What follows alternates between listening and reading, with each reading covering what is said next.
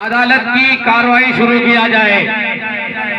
Milord, आज का case ये है कि कुछ दिनों पहले मदरसा जामिउल उलूम से एक तालिबे इल्म मोहम्मद नाहिद को दहशतगर्द कहकर उठा लिया है और अभी वो पुलिस हिरासत में है।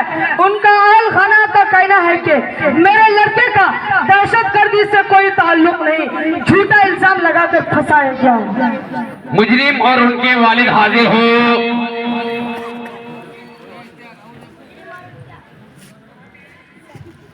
मुजरिम और उनके वालिद हाजिर हो।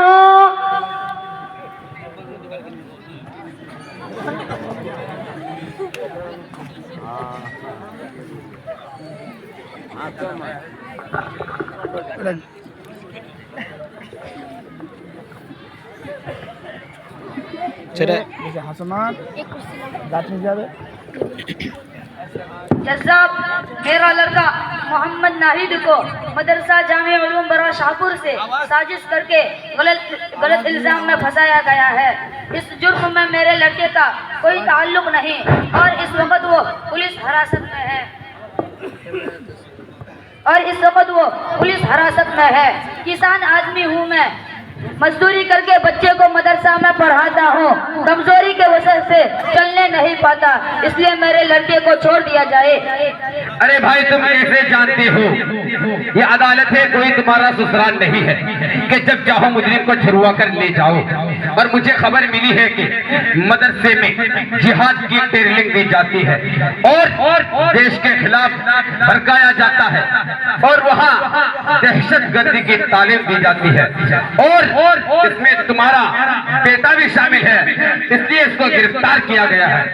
जैसा आप कह रहे हैं, मदरसे में जिहाद की ट्रेनिंग होती है, दहशतगर्दी की तालीम होती है, देश के साथ बगावत सिखाया जाता है। आपको गलत खबर मिली है, ये किसी की बुरी साजिश है। वहाँ तो प्यार व मोहब्बत की गुल खुलते हैं, वहाँ तो ऐसे लोग पैदा होते हैं जो जान से ज्यादा वतन से प्यार करते हैं। तारीख शहीद है, मदरसे के पढ़ने वाले तालिबे इल्म तन मन धन की बाजी लगाकर हिंदुस्तान को अंग्रेजों की गुलामी से आजाद किया था और आप कह रहे हैं मदरसे में दहशतगर्दी की तालीम दी जाती है। बिल्कुल सरासर गलत है। अरे भाई, तुम कैसे जानते हो कि मदरसे में प्यार और मोहब्बत की तालीम होती है और मुसलमानों का जंग आजादी में हिस्सा है। मुसलमानों का कहीं दूर तक नामो निशान नहीं है। हमारे देश को आजाद करने के लिए पंडित जवाहरलाल नेहरू, सुभाष चंद्र बोस, रविंद्रनाथ टैगोर, सुभाष चंद्र बोस, गांधी जी और बहुत सारे लोगों का नाम है, लेकिन कहीं दूर तक मुसलमानों का नामो निशान नहीं है। जज्जाब, मुझे लग रहा है कि आप अपने आंखों में तअस्सुब परस्ती के चश्मे लगा रखे हैं जो आपको कैद से बाहर निकलने नहीं देते। आप अदालत की कुर्सी पर बैठकर तअस्सुब के नजर से देखते हैं, यह अदालत की तौहीन है। जज्जाब, ये जो कुर्सी पर जलवा अफरोज है, कोट पैंट पहनकर इंसाफ के तराजू थामे हुए हैं, ये भी मदारिस इस्लामिया का देन है। तुम्हें मालूम भी है इस गुस्ताखी की वजह से तुम्हें जेल भी हो सकती है। हाँ, जेल। हाँ, जेल। साहब, आप किस जेल की बात कर रहे हैं? अरे जेल जाने से कौन डरता है? जेल। हम हक बात के लिए और वतन के लिए जान भी दे सकते हैं। इस मुजरिम को फौरन गिरफ्तार करके हिरासत में ले जाए।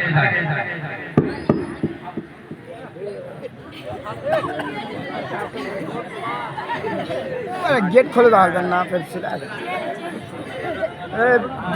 अगली सुनवाई कुछ देर बाद होगी और साथ किसी मौलवी और पंडित को भी हाजिर किया जाए ताकि हकीकत वाज़ेह हो जाए और जंग आजादी में मुसलमानों का क्या रोल रहा है और दहशत और मुसलमान और मदारिस दुनिया को दहशतगर्द से कुछ ताल्लुक है कि नहीं।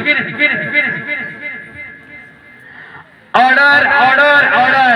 मौलवी और पंडित हाजिर हो। मिलोड, मुजरिम नाहिद का कहना है कि मुसलमानों का जंग आजादी में अहम रोल रहा है और हजरत मौलाना अरशद नबी का सहारा लिया है जो ये साबित करेंगे कि मुसलमानों का जंग आजादी आजादी में क्या रोल रहा है?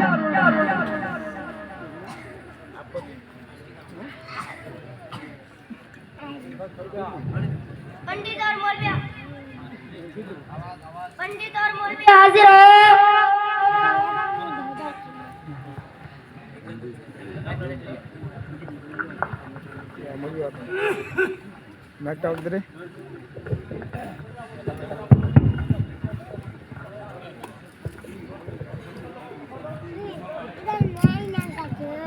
मिलोड, मैं मुजरिम इरफान का वकालत करना चाहता हूँ, इजाजत मरहमत फरमाएं। इजाजत है। मिलोड, मुसलमान मदर वतन के लिए मुसलमान मदर वतन हिंदुस्तान पर जब नापाक साया पड़ा तो बाशिंदगान ने हिंद पर जुल्म व सितम व मसाइब व आलाम के पहाड़ तोड़े जाने लगे। वह जिनके घर हाथी झूमते थे फूटा कटोरा लेकर दर दर की भीख मांगने पर मजबूर हो गए। मौलवी साहब, ये भाषण तो देते हैं, बताइए मुसलमानों का क्या रोल रहा है, दलील पेश कीजिए। बाबा जी, पहले मैं आपसे पूछता हूँ, अंग्रेजों को भगाने के लिए हिंदुओं का क्या रोल रहा है? मौलवी साहब, क्या तुमको मालूम नहीं है जंग आजादी में हिंदुओं का क्या रोल रहा है? कन्याकुमारी से लेकर मधुबाला तक, योगा से लेकर दुर्गा माँ तक सब गवाह है। पंडित जवाहरलाल, सुभाष चंद्र बोस, गांधी जी और बहुत सारे हिंदू भाइयों ने आजादी की लड़ाई की है और 15 अगस्त 1947 को हिंदुस्तान आजाद हुआ है और मुसलमानों का कोई नाम ही नहीं है। वाह पंडित जी वाह, भाषण तो ठीक है लेकिन कुछ सच्चाई छुपा रहे हैं। एक गिरोह के बारे बयान किया और दूसरों को भूल गए। अच्छा, आप ही बताइए, नाम हम लोगों को मालूम हो जाए। पंडित जी, अगर आप तारीख की किताबों का मुताला करेंगे तो मालूम हो जाएगा मुसलमानों का जंग आजादी में क्या रोल रहा है। तो बताइए। तो आइए साबित करता हूँ। मदर वतन हिंदुस्तान पर जब अंग्रेज का नापाक साया पड़ा तो बाशिंदगान ने हिंद पर जुल्म व सितम व मसाइब के आलाम व पहाड़ तोड़े जाने लगे। वो जिनके घर हाथी झूमते थे फूटा कटोरा लेकर दर दर की भीख मांगने पर मजबूर हो गई। शाही खानदान के बेगमात फटी पुरानी कपड़ा पहनकर दूसरों के घर बर्तन मांजने लगी थी। तो सबसे पहले जिस शख्स ने अंग्रेज के खिलाफ जिहाद का फतवा दिया वो मर्द मुजाहिद, मुहद्दिस कबीर, इमाम जलील, फखरे चमन, नाजिश वतन हजरत शाह अब्दुल अजीज मुहद्दिस देलवी रहमतुल्लाह अलैहि, जिनके फतवों से मुसलमानों के साथ साथ हिंदू भाइयों के दिलों में आजादी के जज्बा पैदा हुए और अंग्रेजों को हिंदुस्तान छोड़ने पर मजबूर होना पड़ा। मिलोड, पंडित जी, आपको कटघरे में बुलाने की इजाजत चाहता हूँ। इजाजत है।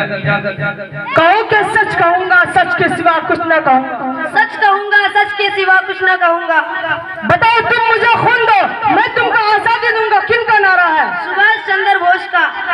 अच्छा, शेर की एक दिन की जिंदगी गीदड़ की 100 साल की जिंदगी से बेहतर है, किसने किया था? टीपू सुल्तान ने। मौलाना अबुल कलाम आजाद कौन था? वो भी शरीक थे। जज साहब, इन बातों को नोट किया जाए। पंडित जी, आपने ये भी कहा कि हर मदरसे में पढ़ने वाला आतंकी होता है, तो मैं आपसे पूछना चाहता हूँ कि इंदिरा गांधी का कत्ल किसने किया था? मुसलमान ने? नहीं। राजीव गांधी का कत्ल किसने किया था? मुसलमान ने? नहीं। इन दोनों का कातिल मुसलमान नहीं थे, इन दोनों का कातिल मुसलमान नहीं थे, तो आप कैसे कहते हैं कि मुसलमान आतंकी होता है? मुसलमान आतंकी का कोई मजहब ही नहीं होता। इन बातों को दलील पेश करने के लिए मुफ्ती साहब को इजाजत देता हूँ। मिलोड, जिस तरह हिंदुस्तान को मिलोड, जिस तरह मुसलमानों को जंग आजादी में मिलोड, जिस तरह मुसलमानों को जंग आजादी में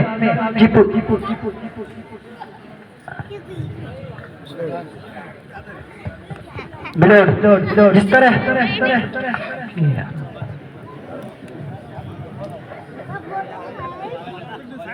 पंडित जवाहरलाल नेहरू, सुभाष चंद्र बोस गांधी जी के नाम थे।